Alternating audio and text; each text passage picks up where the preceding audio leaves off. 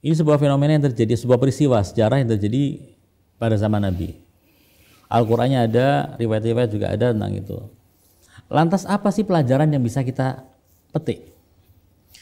Kalau orang akan memetik pelajaran tentang keagungan Imam Ali bin Abi Thalib, Sayyidah Fatimah dan Al-Hasan Al-Husain alaihimussalam, betul, itu selesai urusannya, bahwa itu menunjukkan keagungan orang-orang suci ini.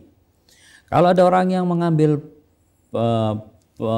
pelajaran atau pesan dari peristiwa ini bahwa Ali bin Abi Thalib memiliki semua kelebihan, semua keutamaan, sehingga yang layak untuk menjadi pengganti Nabi adalah Ali bin Abi Thalib berdasarkan anfusana tadi dalam Al-Quran, itu silahkan. Tapi saya mau menyoroti dari sisi yang lain.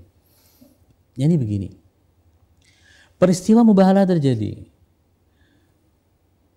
Orang-orang Nasrani menarik diri dan tidak mau masuk ke medan untuk bermubahalah. Pelajaran penting yang bisa kita petik adalah sikap Nabi terhadap orang-orang Nasrani.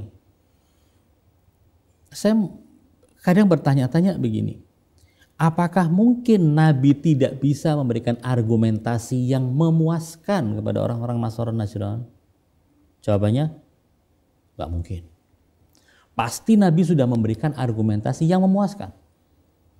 Karena Nabi adalah yang mempunyai akal paling sempurna di antara semua manusia.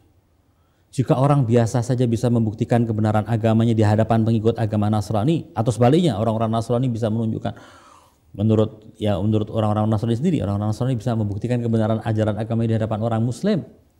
Jika itu adalah sebuah kepandaian dalam berbicara dan meyakinkan pihak lain, Nabi adalah orang yang paling bisa untuk meyakinkan orang dengan argumentasinya. Tapi Nabi tidak memaksa mereka. Mereka masih tetap tidak mau. Oke, cara berikutnya apa? Mau mubahalah? Oke, mereka mau menerima. Kita mubahalah. Setelah diajak mubahalah, mereka mundur. Apakah langsung kemudian Nabi menangkap mereka dan menghukum mereka, memenggal kepala mereka? Enggak.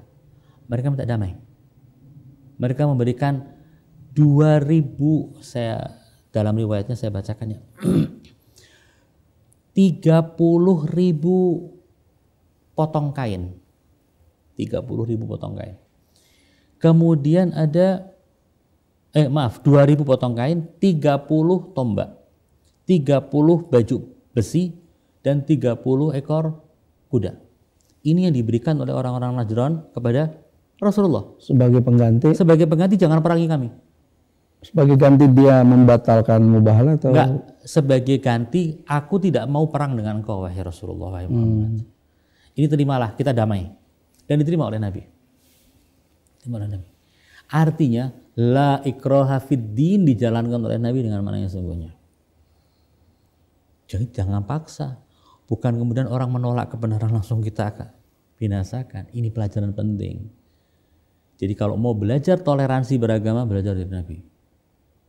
Kekuatan ada, bisa membabat habis orang-orang Najran, tapi tidak dilakukan. Apakah Nabi butuh hal-hal semacam ini? Tidak. Nabi bisa mendapatkan, seandainya Nabi memerangi Najran dan Najran dihabisi oleh Nabi, maka yang didapatkan oleh Nabi jauh lebih banyak dari sekedar 2.000 potong kain. Najrannya dikuasai kok.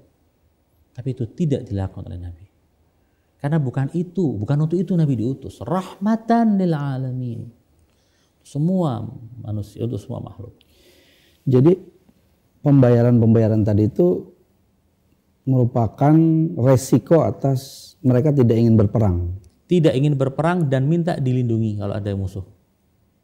Oh, karena mereka berada dalam kekuasaan Nabi pada saat itu.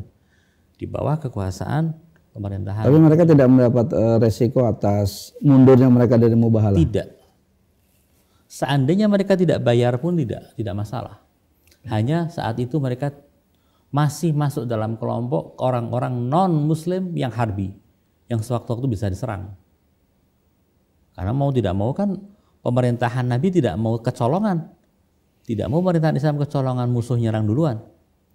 Nah, jizyah diantaranya itu adalah sebuah cara supaya pihak yang satu pihak merasa aman, yang satu pihak merasa tidak akan dikhianati. Ada perjanjiannya seperti itu.